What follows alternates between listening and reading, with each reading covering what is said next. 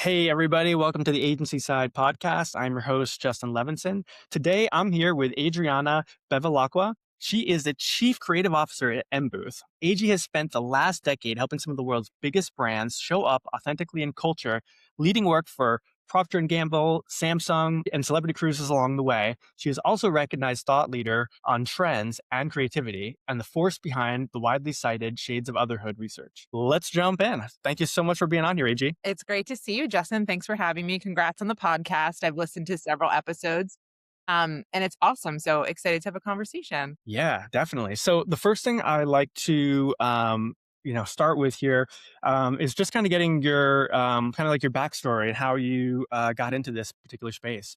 Into this crazy, wild world that we work in. Sure. So I actually celebrated 11 years at M Booth this week, which is crazy. And Wow. I started working in 2002, right out of college. Funny enough, I started college. I went to Wake Forest University undergrad. I started pre med, and then there was, of course, a bit of a plot twist. And I wound up really falling in love with art history. So that was my major.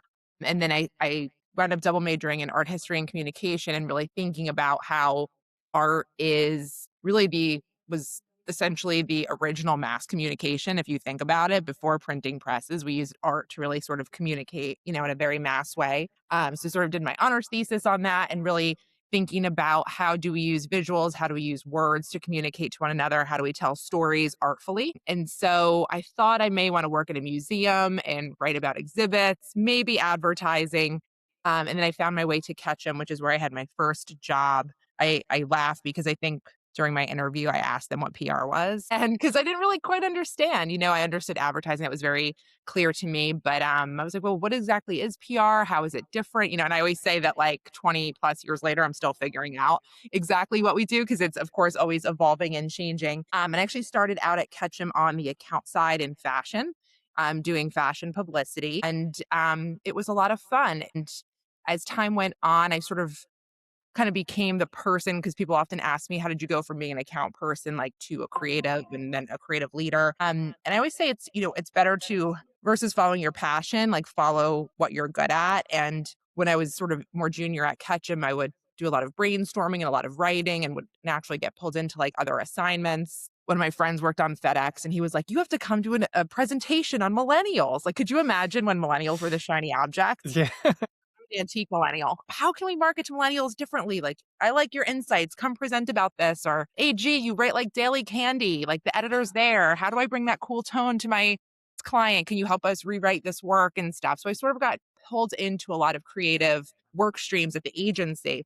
And it's funny because sometimes we don't see our path for ourselves. I think that you need people around you to kind of reflect back to you, what Yeah. they're seeing. And I had an awesome boss who's still a good friend named Abby Hodes, and another kind of mentor, John Paul Buckmeyer, who I still work with. And they were both sort of like, do you think maybe you should work on the creative team? And I was like, no, like I love my account role. At that point I was working on Pernod Ricard and kind of leading that business. And they're like, but this is what you're really good at is the creative stuff. Like this is how you should spend your time and you could have more impact. And so it really took, I think, them seeing it in me for me to realize that, yeah, maybe it's time to sort of change paths in my career. So then I wound up being welcomed onto the creative team at Ketchum and kind of worked my way up there.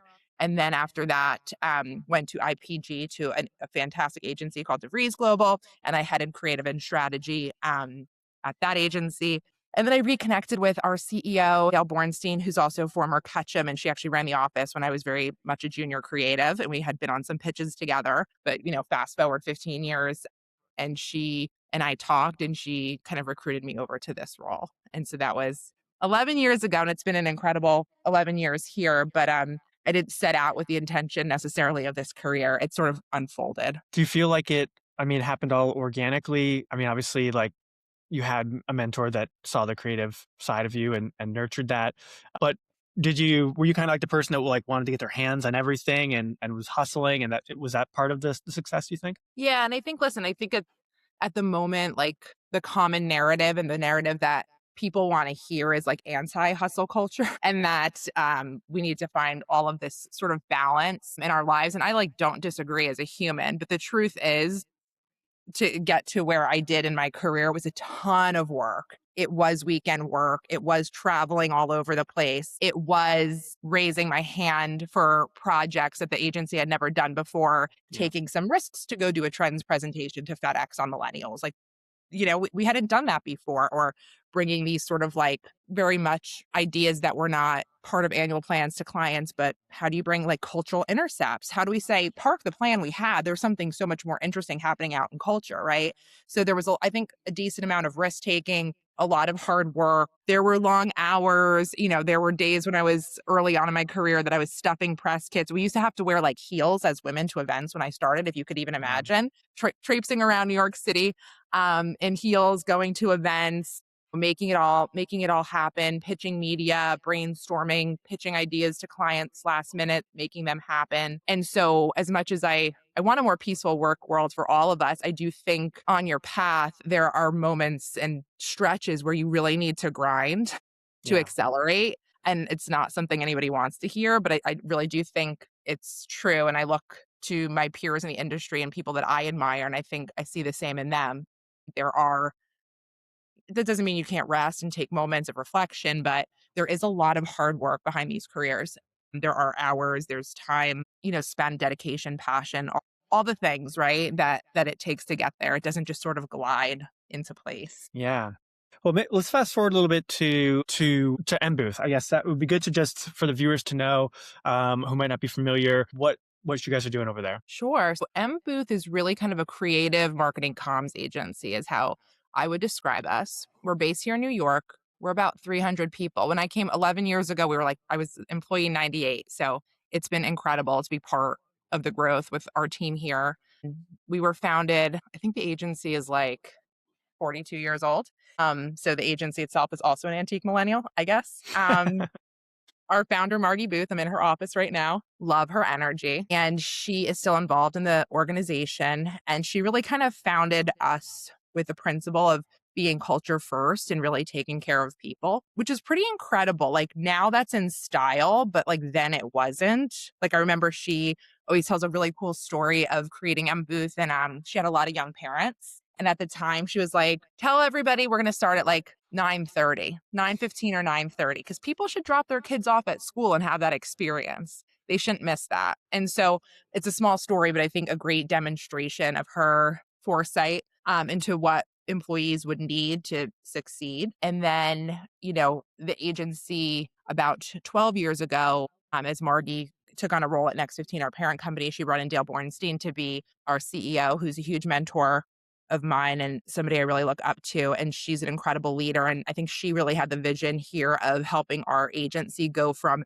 a very agile, smart, earned agency to having like a broader, more integrated vision. And so we've all worked together to really build up creativity, influencer, sports, entertainment, intense analytics, research. So we're like truly an integrated firm now. And it's interesting because I always say when we're working in the integrated agency and marketing mix, like I will say like 80% of the time, the earned agencies have better ideas. Their instincts are better. Their instincts are better when it comes to concepts that people are going to spark to, what influencers will organically want to talk about, what the news and press will be interested in and like woken up by. But often PR agencies lack the capability to bring that idea to life and the sophistication. So my dream was always to work at and to really build an environment where you can sort of have some of those culturally led earned ideas at the center of marketing. And that's really kind of what the agency does. And it's cool because I think Margie founded us with such um, amazing DNA around like our internal culture and preserving that. And so it's also kind of extended to like we care about our internal culture, but it also makes us really curious about other cultures, like our client culture and externally culture at large. And that's sort of the intersection of my career as well. Part of my kind of creative process and inspiration has always come from bringing the outside in and being immersed in all things culture. And figuring out how do we use those sparks and how do we kind of connect dots and create insights that better poise our clients to exist in that world. What are the things that people inherently care about? What are kind of sort of like the different movements and culture that we need to be connected to, that we need to be aware of before we go out there and tell our own stories, right? And I think that's something that typically the earned discipline, that's where we, I think, especially in this environment, can really flex. Yeah. So now I always think about M Booth as a place that we really get culture inside our walls, but also outside of our walls, and really helping our clients navigate. And we're in a sort of a complex culture right now. I think we could probably all agree. There's a Yeah. lot of complexity. So we look to sort of I don't want to say simplify, but I'll say clarify what's Yeah. happening in the cultural ether and sort of using that to help our clients navigate today as they launch products, tell stories, want to connect with new generations, right? How do you create the right architecture for a brand today that lives in culture? And so that's where I have a lot of passion. I do a lot of work as our chief creative officer, obviously building a creative team and all of those capabilities, but also a lot of sort of trend spotting and looking out into the corners of culture to figure out where can our clients find their lane, right? It's not just about chasing the day's trends. Sometimes it's about setting a trend. Sometimes it's about sort of shaping an idea. Sometimes it's about partnering with different communities, but really helping those clients find the right space and culture, to me, is really the key to getting the creative right? You sort of need to have that strategy. What's your role in culture? And then from there, I think, I don't want to say easy, but you can brainstorm, ideate, and create with so much more confidence when you know that strategically you're in the right place. And I think so many brands struggle with how to show up in culture today. And there's so many ways that it can happen, but it's really important for us and for me personally that our clients have that sort of strategic understanding of where that lane can be to unlock Yeah. the opportunity. I think I had read something that you had posted that trends are moving like 4.4 times faster than before, I guess. Like, how do you like even how do you personally like keep track of all these trends and things? Like, I feel like I can't keep track of anything. Thanks for tuning in, folks. This episode is brought to you by Coming Up Creative, a relationship first boutique creative recruitment agency. We disrupt the creative ecosystem by running sophisticated, multi channel campaigns with custom video and voice outreach that actually gets responses. We actively market the agencies and brands we represent to help them stand out to today's industry's top talent, all backed by real human connection and AI powered targeting.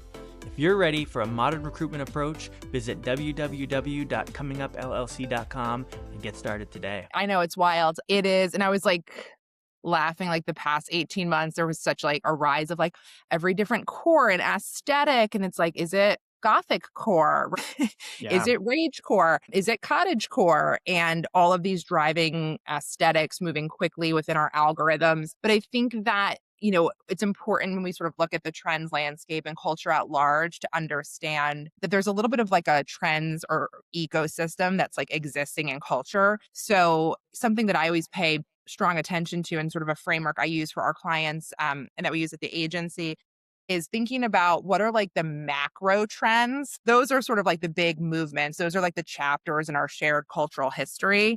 Things like equal rights for women, right? But Yeah. that's a macro movement, but it has had many, many chapters to it. And every generation sort of interprets that differently, right? And so you may see this macro movement change and shapeshift via different trends like over time. And then you have underneath those things like then what I would call like the trending expressions or like the micro trends that are sort of under, right? Those different, if you have your macro movements, the trends that live under them. And like maybe a good example of a macro movement might be this idea that like health is the new wealth and that health is like so much more important to people, now than it used to be. And then you might look at trends and there could be sort of a forever young trend where you see people that are just aesthetically trying to look younger and younger and younger. Then you see young people with like a looks maxing trend, which looks maxing is all about how they really believe that the better looking you can get your face and body is going to be like directly proportional to your happiness and the opportunities that Mm. get, unlocked for you. Then you can also see like different trends in whether it is things like yoga, breath work, right? Like there are many trends within that larger trend of health is the new wealth. And then in any given day, you may see on TikTok, you might see on Instagram stories, what I call like trending expressions or like these little micro movements, like the gallon water challenge, right? Like everyone is trying to do this quick thing, or there's like a rise in hydration apps, right? Because everyone's trying to hydrate, or people are starting to do like goat yoga because they're trying to integrate a little bit more of fun and friendly and coziness, into the practice and even make it in some ways a little bit more lighthearted, right? So like the macro trend isn't goat yoga, right? The Yeah. macro trend is like this larger quest for wellness. Then within that, there are all sorts of different trends and aesthetics and movements and how we become more well feeling. And then within each of those, there are these micro trends. And I think for clients, one thing that we really try to do is when we're planning for the year, we're trying to come up with big ideas. You're not doing it around these micro trends. These are fleeting, right? Yeah. These are just kind of popping up in the algorithm right now. What's really important to look at are sort of more of the macro trends and what are some of those arcs. And then also importantly, for every macro trend, there's going to be like a counter trend or a counter movement. Like Mm. I always say, for every wellness girly, there's somebody who'd rather be in bed rotting, right? And for every person who's, signing up for Soul Cycle, which is experiencing resurgence, Yeah. you'll see young people are smoking again, unfortunately, right? And you're Mm. seeing a lot of pop culture signals of people smoking. So a trend will never be for all people. I always say culture is sort of like the ocean. It's Yeah. never one thing. There are many currents and tides and temperatures. And what's really important is to sort of figure out where does your client need to or want to swim. But I think a lot of the power also happens when you sort of see these macro trends. Um, when you see these macro trends bubble up, and then you sort of can even look out further and see what's the counter trend that's coming. And I think one that I, continue to see is, especially as I look into this year, is that all we have heard about is like sort of this narrative about Gen Z and being online, Gen Z and spending time online. They're connected. They're on TikTok. That's where they're getting all their recommendations. But, you know, I would argue this year we're seeing consumers and Gen Z become chronically offline and people actually seeking refuge from digital Mm. and social media. That doesn't mean it's going to go away completely, right? But there's a counter movement that we can't ignore that's just, sort of happening with young people seeking more IRL experiences, seeking more time outside in nature, rejecting the idea that, they can only date, via social media, really kind of Yeah. wanting to get out there with meet cutes again and kind of meet people. And so it's an interesting reckoning. There's a really, I think, telling article in the New York Times before the holiday that was talking about, some of the most interesting clubs like are now banning cell phones because they're realizing the impact of being watched, what that does to the dance floor. Mm. Like the dance floors aren't as fun when everybody has their Yeah. phone because people aren't in the moment. And then also people become self-conscious because they're tired of being watched all the Mm. time. There is like this fatigue happening. So it's really important, long-winded way of saying, to keep up with the trends, I think it's important in our own brains to understand that they're not random. Everything Yeah. is sort of like connected in an ecosystem. And the best way to sort of, if you see kind of a micro trend and you're like, does that matter to my client? Or it's not about that micro trend. It's about what is it signaling? And then Mm. like, what is a larger movement that it's linked to? And does that larger sort of movement and energy kind of make sense for a client or not? Because you can get very sucked into the micro trends and the daily aesthetics and the daily slang and this really funny meme. And that might be great for social content, right? But that isn't something that a brand or a client will ultimately want to hang their hat on. So it's Yeah. important to, I think, give the whole system of culture a little bit of a structure and understand the interconnectivity. Otherwise, it's like getting lost in the sauce or, kind Yeah. of floating out to the ocean without the context. But I think, yeah, important. And then I think the other piece, you asked in terms of keeping track that I think is increasingly important is to just have a really robust media diet. Yeah. So you're constantly doing research, you're constantly up to date on all the trends. Is this sort of like the first piece when the client comes to you? Is you're prepared with all this before launching creative and campaign and all this stuff? This has to be the most important part that sets you up for success. I think so. I mean, one of my favorite definitions of strategy or my favorite ways to think about strategy actually comes sort of has like origins in the military, which is like military strategy is about what? Studying your opponents and terrain, literally Mm. understanding where are mountains, where are valleys, where are streams, what's the temperature, right? Because if you don't have an understanding of terrain, how can you navigate it, right? And so strategically, something that we focus a lot on here at M Booth, and I spend a lot of time doing is helping our clients understand cultural terrain as we enter a year, as we enter a moment, and how does that mesh with how do you best sort of navigate your storytelling and what you stand for in a way that makes sense. Given that terrain. So absolutely your instincts are right. It's really part of how we think of strategy. Your client's pretty open to like the ideas and the research that you get, or does it sometimes take a little bit of massaging. I mean, always. I mean, I think the best work's done that's done is always kind of a bit of a client co-creation too. I think early in my career, I think a lot of what we did was more art.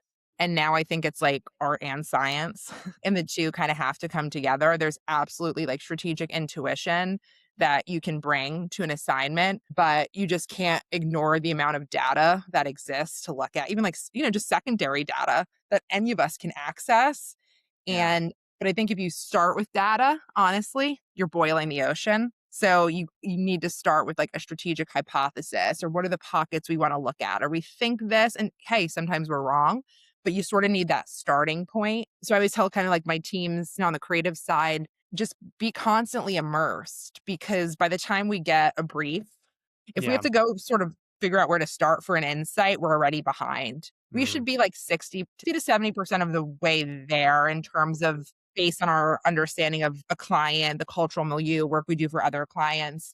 We should be like 60% of the way toward an insight once we get that brief. And then it's like the next 40% is critical. But we better have some hypothesis. We better have some ideas and sparks. We can't be a blank page because the work just moves too fast. You'll never get there. Yeah. What's your favorite part of your job? What do you enjoy the most? I'm here for all the cultural rabbit holes. I read a lot of different things, listen to a lot of different podcasts and thinkers, futurists, Substacks. I'm like a big reader in general. I watch obscure things and I'm into interesting like subcultures. So that's part of like who I am anyway. So it's really fun to bring that into work, and actually find an application for it. So that I love. But honestly, like the people piece is amazing to me. Like our industry, the importance of relationships. I know there's so much discussion around AI and technology, and obviously that's part of our journey. But the relationships we have, and the relationships we can continue to sort of grow and invest in are very important to me. And I think that a little bit in kind of our hybrid world, in the world where people come into the office a bit less, I do think that relationships can suffer. And so if you can continue to nurture your relationships, I think it is a superpower in business and, in general. So to be able to have kind of the time, um, and to be in the kind of role where I get to work with so many people and kind of build those relationships in and out of the organization, is super rewarding for me at this point in my career. Yeah. What kind of things do you look for in because culture is obviously so important to you guys at Embooth when you're bringing new people into your ecosystem? What sort of qualities do you look for? I look for, I mean, beyond the obvious in terms of like creativity and their book and that kind of stuff, but we definitely look for people on the creative team with like a high EQ. Somebody who I think is a good listener, someone who can help read clients, somebody who can kind of read teams and has like a low enough ego to say, like, I was wrong on this, or can you help me with this? Right. Like, we try to say, like, our work is high impact and we try to like maintain low egos on the creative team too, because I think ego and creative can kind of be a blind spot for people, when they get a little bit of the Don Draper So, being open to collaboration and, co-creation. We work on the creative team. It's not a hierarchical kind of thing. It's pretty big. We're like 52 people actually, at M Booth on creative, including our incredible PMs that kind of make it all work. They're like our superheroes, but we work in a very collaborative way. I just worked on a pitch with one of our VP like ACDs, Steve, he's awesome, and he's been with us since he was like 22. He came out of like a writer's room, on SNL and made his way into our world, and just like the best human. But like him and I work together almost like as a creative team on a pitch. It doesn't matter that I'm like the CCO. It's just like in the weeds together. Because I also think a mistake people may make in our industry is getting too far away from the work. And I think to be senior and effective, our work's changing too quickly. You can't rest on what you knew 2 years ago. You need to see the work changing in real time to be able to impact it, and also to help set teams up for success, most importantly. Like, if you don't know what clients need, if you're not seeing it firsthand, it's hard to staff correctly, bring in the right resources for your team. So, a big part of my role as chief creative officer is also to create the culture in which people can be creative and do great Yeah. work. And I think that if you're just constantly hearing it like secondhand versus having your own lived experience in the work, I think it's hard to get it right. So I try to stay close to the work and close to the teams, because I also want to keep learning and I also want to Yeah. keep being part of the evolution. And I think it's important, especially in this moment of real change in our industry, that senior people don't lean out too much. Yeah. Yeah. That's cool that you're kind of like in the weeds and you're doing the work and not just overseeing it. Is seems unique, you know, with the conversations I've had with other leaders who are not so hands on. Yeah. I'm more on the writing and strategy, side versus like, design. So someone's on mat leave on our team, like I'll sub in as like the writer. I'll tell the creative directors, like, let's talk about the concept, or I can write this out for you. Like I'm happy to sub in. I think it's also important, like, to also show your team that you can do it. Yeah. Yeah. Right? 'Cause I think many of us have had leaders in other places or have seen leaders where you're like, "But how good are you at this?" And so Yep. I think it's important to keep yourself immersed in your craft and to also, like, prove to your team, that you can be a resource from them and that you can have, a really positive impact and evolve the work too. So versus just telling, telling, telling, I think there's a big part of showing and creativity. Yeah. Two more topics I'm interested in doing here. One is technology and how that is evolved and changed. I'd be curious to kind of see what like your tech stack is, how you guys are able to work collaboratively in sort of a remote environment. Be interested in kind of learning a little bit about that. Yeah, for sure. I mean, I think what's probably in creative, what's most exciting right now is in AI. It are the things that, like, everyone's having the conversation around, is it going to cannibalize production or is it going to cannibalize writing? I'm like, we're kind of asking or like looking in the wrong area. To me, what's so exciting about generative AI and creativity, whether it is the writing piece or image and video generation, whatever's next after that, is the things that it allows us to do that we can't do today. Yeah. Right? So if I have X client and this is like a bad example, but we're doing pretend we're doing a cultural intercept of like White Lotus and we want to create the White Lotus Hotel in product. We're never going to do it. We would never be able to do that. Right? That's not something that would ever be possible. So with generative AI, sure, there's platforms where you could do really quick turn, fun content with transparency to your audience. We're not looking to cannibalize and take away necessarily the creative work we're doing with AI. We're sort of have a AI studios model that's coming out this year that shows like now what's possible with AI, the type of Mm. content and the type of ideas we never would have had budgets for production, or we never would have been able to shoot in time if it's like culturally responsive. So having kind of the ability of like this new, it's like a whole new suite of tools. The toolbox has just keeps getting bigger in our industry. I think the downside of that is like as it's getting wider, it's also getting deeper, Yeah. meaning it's more layered and more nuances needed. And also like the water is deeper and the mess ups are deeper, right? Too. So, and I think we've Yeah. seen that obviously from some brands in the landscape. We saw McDonald's have a bit of a faux pas with some of the AI work that they've done recently. And these things can be sometimes when they're coming from an ad agency, it has different weight than when it's coming from like an agency that started in earned. Because part of what we continue to do is build reputation, Yeah. build cultural salience, right? That's like our currency. So if you create a piece of content, I think it's like a further rung to fall Mm. from if you're an Yeah. agency that's building reputation and cultural currency and you get that wrong. So the water's getting deeper, even though, Yeah. we have more to play with, but it's important to also remember that it's comes with an assigned responsibility to it, of ethics, of understanding, because we recognize that there's a whole creative community that we're attached to that does voiceover work that we hire, right?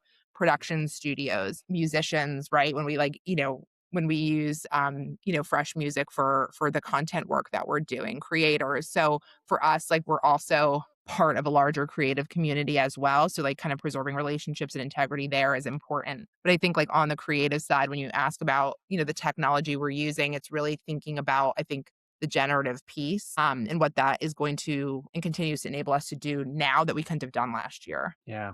I love that. So lastly, I guess the thing I'd like to just learn is what you like to do just yourself personally, what things that you enjoy outside of M Booth. Oh my God, all the things. So I live in New York City with my family. I have a 9-year-old and an almost 7-year-old who are the loves of our life for me and my husband. And we chose to stay in the city with them. We lived here with them through COVID, all the things. So we're definitely a family that enjoys all things cultural kind of in the city, museums, events, taking the kids to see music, enjoying Central Park, seeing shows when we can with them, and kind of giving them like a real window into culture early on.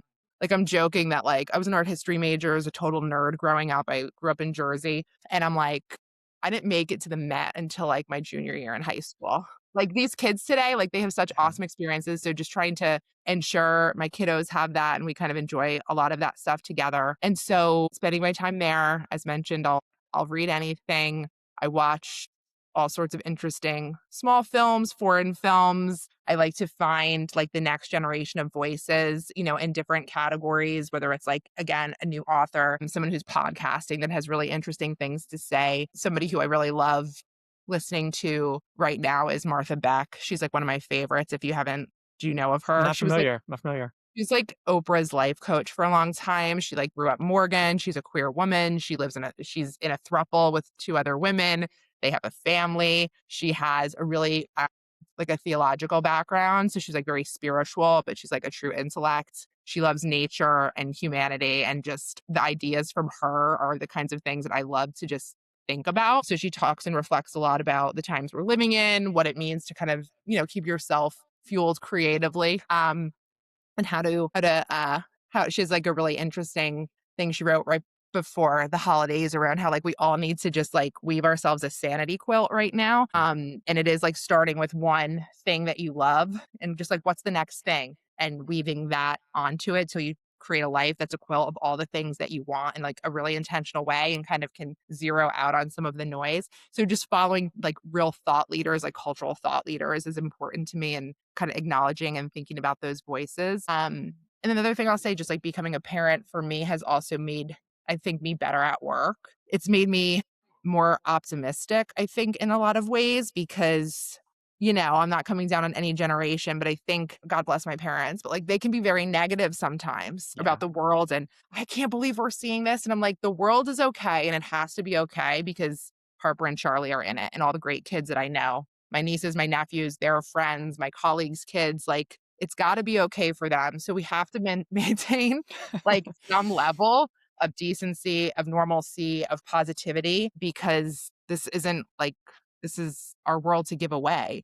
And we have a responsibility to give it back in the best shape possible. So I think that has impacted me creatively, thinking about things outside of work that have probably had the most profound impact on me. And I think for me, it's probably motherhood. I mean, sort of that mindset shift. It can't be a trash fire, right? The world, it's so much more complicated than that. You can't just say it's awful out there, right? You have to Yeah. think more deeply, and think about the silver linings and the things we can do to create positive change. So that's been, I think, an important factor on my career as well. Yeah, I love that. I like the metaphor of the quilt. I think that's something I could use Yeah, to check to out make for Martha Beck. myself. That's pretty We cool. all need a sanity quilt right now, and it's really cold, so maybe we need two to cover up. Totally. And I also can relate. I know we had mentioned before we were meeting here that I'm in Vermont, but I actually grew up in New Jersey as well. And I don't think I like ever went into New York City. I like lived in Elizabeth, New Jersey. Like we never did anything. We never left.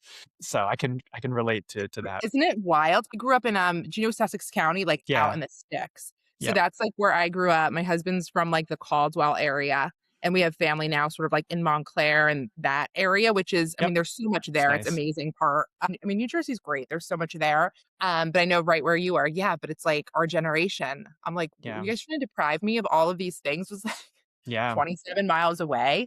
But Yep. yeah, I but I never think went. I read like a really interesting stat. And again, I'm not trying to be negative around like my parents' generation, but like that working moms and working parents today spend more time with their children than like working parents or non-working parents did like 50 years ago, Yeah. Yep. which I think is true. I think millennials and like the younger Gen Xers have really invested in like emotional relationships with their children.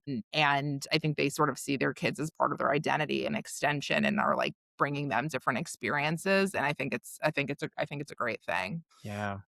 I got two little ones that are my Cool. light as well. Two little girls. I have a 3-year-old and a 7-year-old. Two girls. They're Oh my God. they're really sweet, but they're in three. Three is hard. Three is harder than two, I think. So we have one that's little bit crazy. We actually had a funny thing happen. It wasn't very funny, but so she had an ear infection. So she had amoxicillin for the first time, and she like really liked it. And so she was savvy enough to, after she got over the ear infection, to fake still having it to get me to get back to the doctor so she could get herself more amoxicillin because she liked the flavor of the bubblegum so much. So I was totally hoodwinked, and but she was totally fine. And she didn't get the amoxicillin. She was upset. She's like, I want the medicine. It's like, oh man, For this is brutal. the bubblegummy goodness. Yeah. That's funny. Our kids are, as I mentioned, almost 7, and Harper and Charlie. Harpy just turned 9. So they're like first and third grade. We're like trying to hold on so tightly because we're in I call this like the golden years of parenting. It's like everybody can like wipe their bum and Yeah. get themselves ready and like could actually get up and get themselves like cereal now. There is real kind of independence happening in our house. And it's like, but they still like want to cuddle with us and like call us their best friends and want to be with us all the time. So we're like, we got to bottle this up because I'm Yeah. sure it's only a matter of time where it's like parents are embarrassing. I actually Yeah. was walking Harper to school and we were like singing a little Taylor Swift, like vibing out early in the morning in the cold. And she's like, oh, I see what's ahead. Yep. But you can see, I think with the girls, it might even happen a little earlier than with the boys in terms of like, Yeah. I remember you know, walking like 30 steps in front of my parents in the mall and like being agitated by the way my mom ate. Just be like, oh God. It's like, Mom. Like I was kind of a jerk.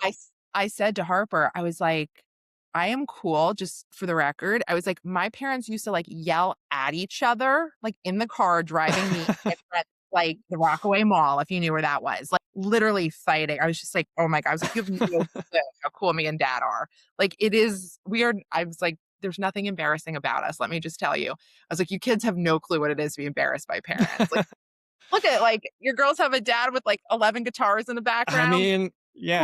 yeah. I'm a nerdy guy, but there is some flavor of coolness, I guess, in the background. But AG, I really do appreciate you hopping on today and having this conversation and offering some value to the community and telling us about your successes. And I love all the metaphors and describing culture as the ocean. It's all really cool stuff, and I'm glad to share it with everybody. And I really do appreciate your time today. Awesome. Well, stay warm up in Vermont. It was a pleasure to chat with you, and good luck with the pod. I'm loving it so far. So I will continue to tune in.